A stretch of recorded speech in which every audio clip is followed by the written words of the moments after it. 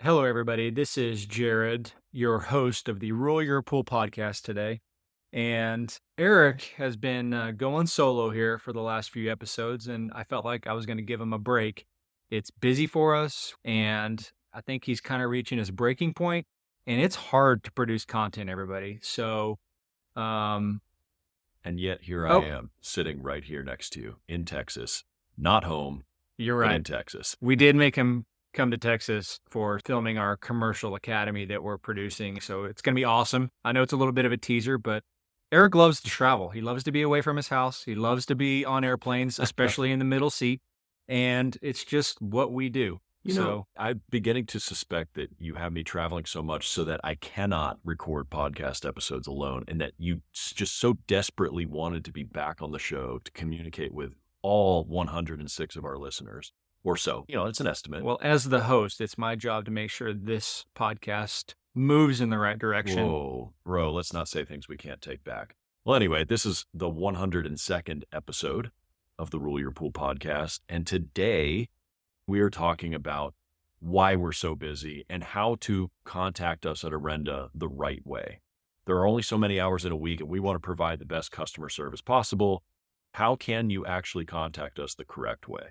You want to add anything to that? No, I think we're going to add plenty into it after this sweet intro.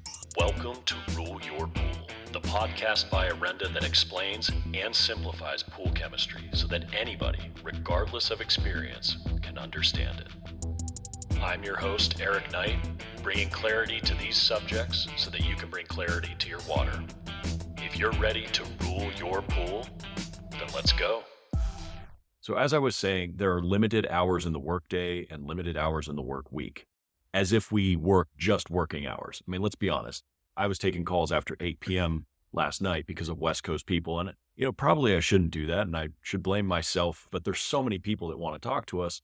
We need to be able to answer the phone and be responsive. I get texts late. People don't know where in the country we are. I get calls when I'm in California, like last week. I was getting calls at 4 a.m.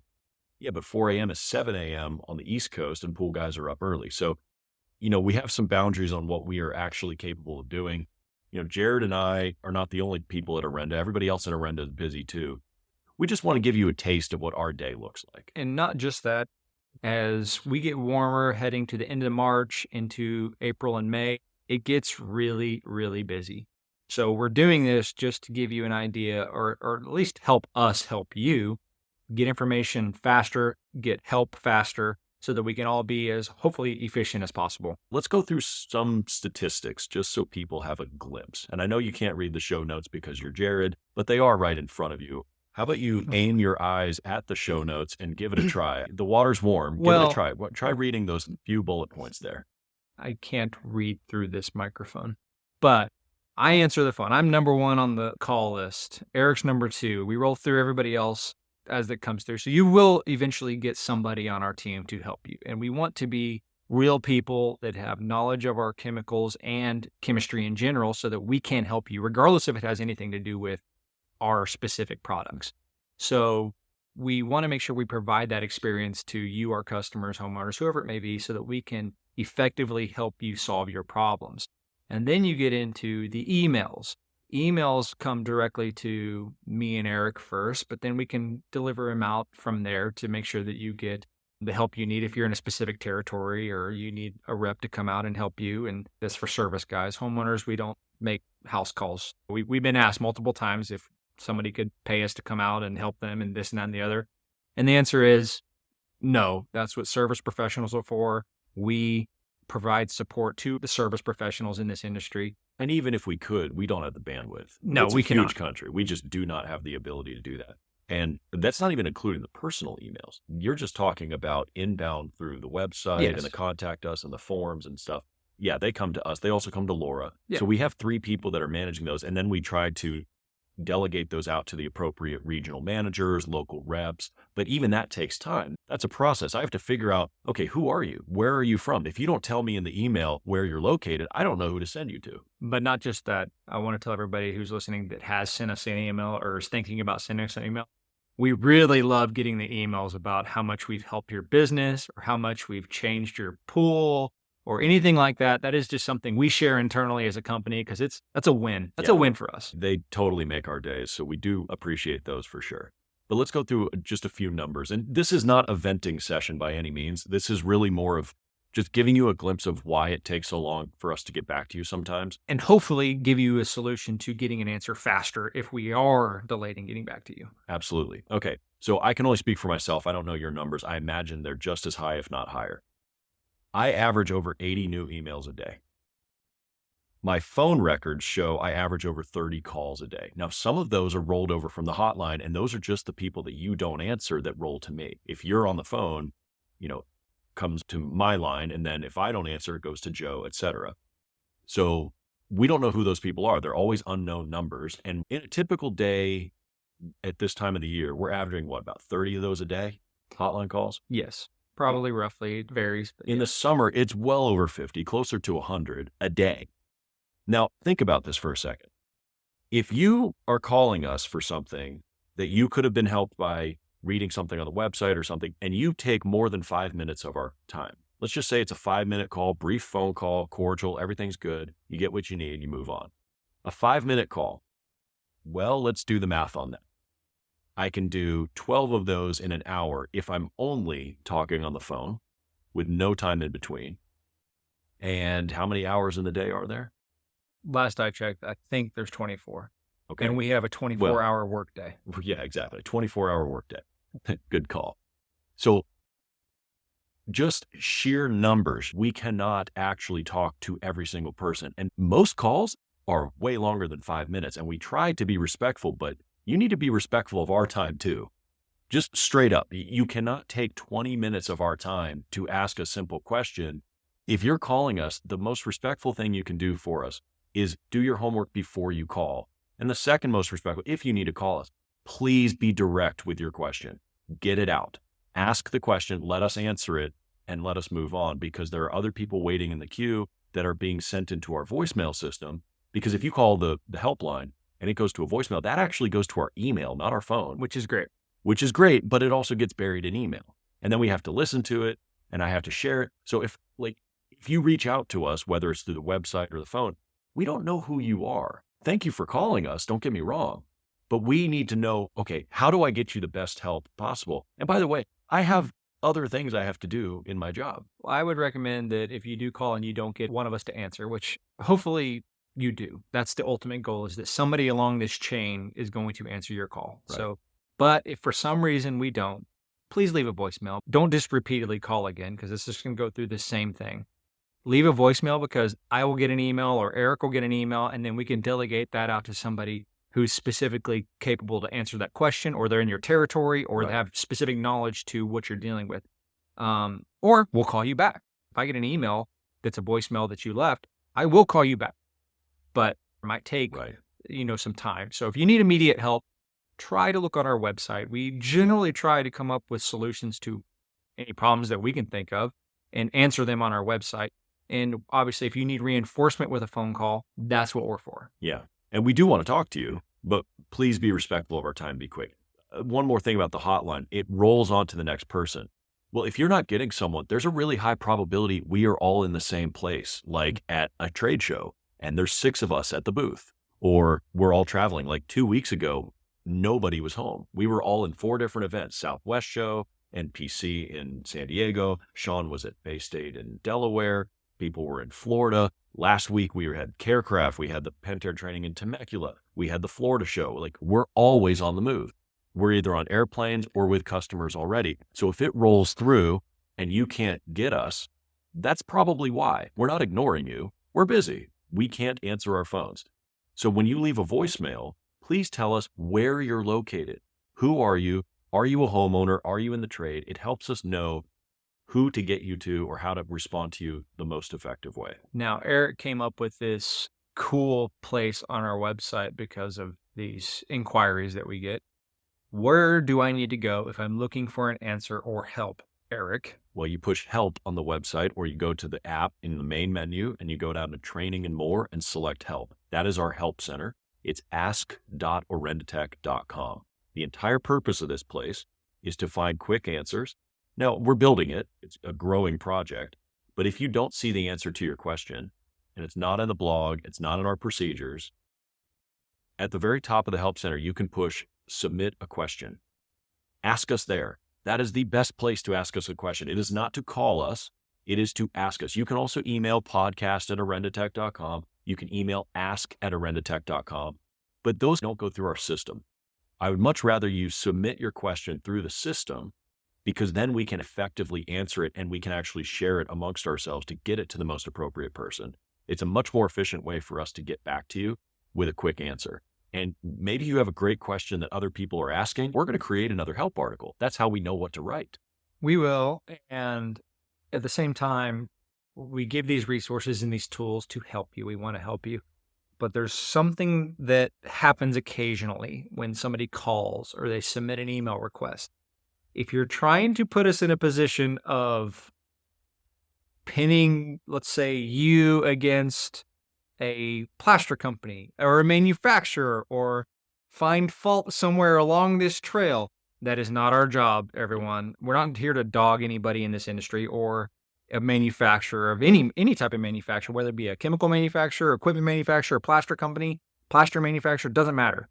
We do not know the whole picture, okay? And we're not going to know the whole picture if you do call. So we are not going to, speculate on what may or may not have happened to get us into some sort of hot water. So just understand that we're not going to go down that road. We're here to help you. We can answer questions, but we're not going to place blame, right? We're not going to throw anyone under the bus. We are not expert witnesses. We are not legally allowed to provide expert witness services. You need to get experts locally if that's the case. And I know a lot of people ask for our opinions, but like Jared said, we don't know the whole story. We weren't there. We had nothing to do with it. People ask us because we publish a lot of information about it, but a lot of homeowners that call us, they want to blame somebody. And I get it. You're upset about something.